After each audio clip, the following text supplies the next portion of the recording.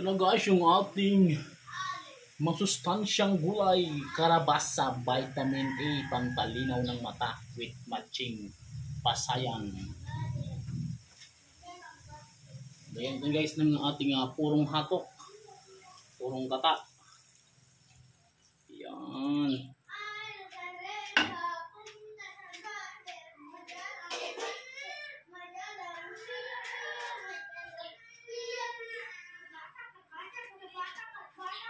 Lagyan natin guys ng asin. Lagyan natin ng seasoning.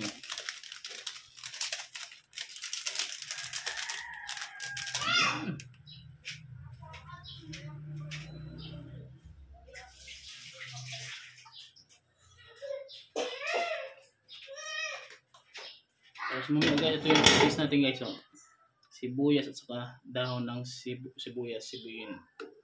Takpan natin ng isang konti para kumal siya. Kumulo ng kumulo.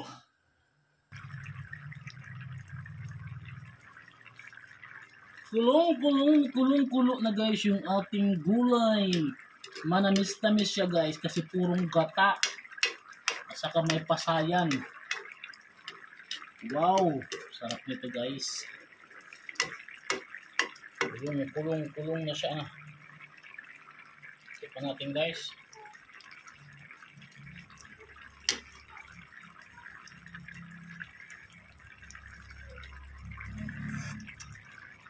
Wow!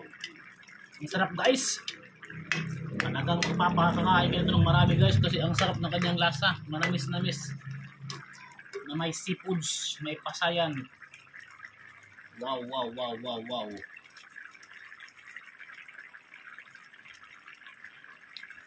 Lagyan natin guys ng toppings sa itaas.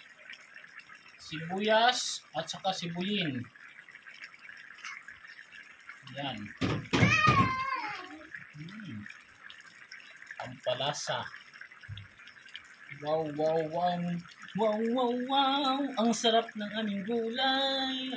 Wow. Okay na to guys. Tayin ko na. 1, 2, 3. Shutdown.